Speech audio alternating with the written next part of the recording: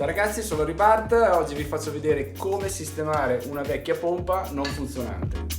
Qui ho due pompe, questa è quella usata che dovrò sistemare e questa è la pompa nuova, per farvi vedere all'interno come è fatta sia da nuova che da usurata. Questa pompa la tenevo fuori dal negozio in caso di necessità per i clienti se avevano bisogno di gonfiare le loro bici, però purtroppo l'usura ha addirittura distrutto tutto il meccanismo, quindi adesso vi farò vedere come sistemarla. La pompa non ha praticamente nessuna pressione, come potete vedere, quindi sicuramente il gommino all'interno è usurato. La pompa può avere all'interno tre tipi di gommini diversi. Questi gommini sono fatti di cuoio e serve proprio per dare pressione alla pompa per gonfiare. Ne esistono di tre modelli e tre misure differenti, quindi noi dobbiamo capire la misura dell'interno del tubo della nostra pompa. Questi gommini di cuoio hanno le seguenti misure: da 28, 32 e 38 mm, quindi in base al diametro interno che troviamo dentro il tubo della pompa dobbiamo prendere il gommino dedicato. Un altro problema che può capitare sicuramente, dobbiamo verificare anche il consumo all'interno del gommino del raccordo. Infatti, se vedete, il raccordo che utilizzo io per gonfiare le mie bici in officina è praticamente consumato, quindi è da sostituire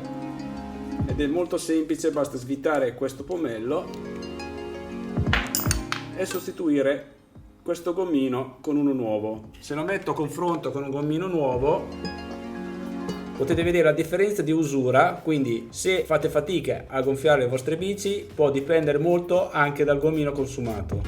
Per riparare l'interno della nostra pompa è molto semplice, basta avere un cacciavite a stella e andiamo a svitare questa vite. Svitiamo, poi sfiliamo all'interno aprendo questo tappo di plastica così e sfiliamo tutto il meccanismo della pompa. Come vedete è tutto arrugginito, addirittura non ha più il gommino per il pompaggio, quindi praticamente distrutto, e adesso vi farò vedere come sistemarlo. Prima di tutto bisogna pulire l'interno del tubo con uno sgrassante in modo che sia perfettamente pulito, altrimenti la pompa sarà dura e il gommino di cuoio si consumerà velocemente. Quindi il consiglio è di pulirlo bene all'interno. Ora pulisco l'interno con uno sgrassante e poi con della carta andrò a pulire tutto l'interno. Come vedete è molto sporco, qui addirittura manca anche il bullone di fissaggio del gommino. Basta inserire il gommino nuovo tra il dado sopra, così, perché è forato, poi utilizzo il dado nuovo. Ora avvito un po' il dado in modo da stringere e fare dado contro dado. Come vedete questa è l'operazione corretta per riparare la nostra pompa. Ora è molto importante ingrassare il gommino di cuoio perché altrimenti si può seccare, quindi andiamo a lubrificare perfettamente tutto il gommino, sia la parte esterna che la parte interna, e anche perché deve scorrere perfettamente all'interno del nostro tubo. Ora cercherò di inserire il nuovo gommino di cuoio senza cercare di ferirlo, quindi cerchiamo di inserirlo con le mani così.